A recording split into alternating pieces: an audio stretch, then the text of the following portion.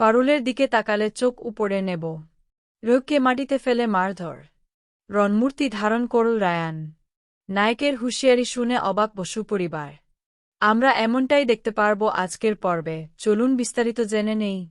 বাড়ি ফিরে পারুল দাদুর কাছে গিয়ে কান্নায় ভেঙে পড়ে এবং নিজের আচরণের জন্য ক্ষমা চায়। পরিস্থিতির গুরুত্ব বুঝে দাদু তখন এক চমৎকার অভিনয়ের আশ্রয় নেন। তিনি রায়ানকে লক্ষ্য করে এমন আবেগপ্রবণ কথা বলতে শুরু করেন, যাতে রায়ানের মনে লুকিয়ে থাকা অনুভূতিগুলো প্রকাশ্যে আসে।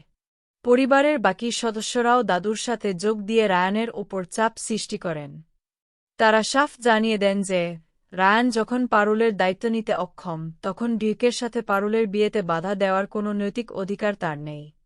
তর্কাতর্কির এক পর্যায়ে দাদু চিৎকার করে রায়ানের কাছে জানতে চান, কেন সে এই বিয়েতে বাধা দিচ্ছে?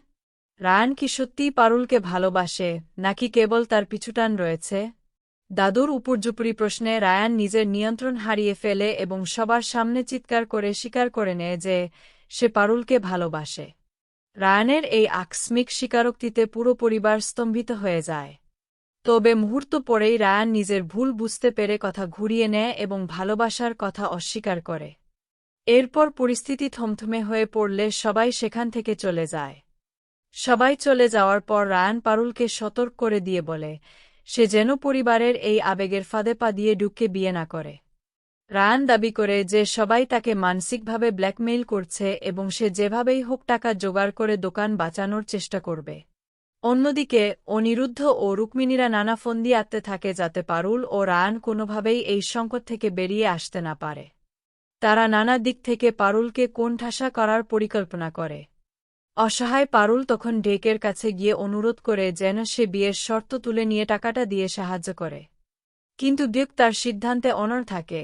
সে স্পষ্ট জানিয়ে দেয় যে পারুলকে তার পছন্দ হয়েছে এবং তাকে নিজের করে না পাওয়া পর্যন্ত সে পিছু হটবে না। ডোকের জেদ দেখে পারুল ঘৃণাভরে তাকে জানায় যে সে সারা জীবন কেবল রায়ানকেই ভালোবেসে এসেছে। পরিস্থিতির চাপে সে ডোককে বিয়ে করতে বাধ্য হলেও তার মনে ঝোঁকের জন্য কোনোদিন কোনো জায়গা তৈরি হবে না। গল্পের মোড় অন্যদিকে ঘোরে যখন রায়ান রাগের মাথায় ঢিকের উপর চড়াও হয়। সে ডিউককে মাটিতে ফেলে মারতে মারতে হুঙ্কার দেয় যে পারুলের দিকে নজর দিলে সে তার চোখ তুলে নেবে। রায়ান ডিউককে সরাসরি চ্যালেঞ্জ ছুড়ে দিয়ে বলে যে আজ তাদের মধ্যে এক মরণপণ লড়াই হবে।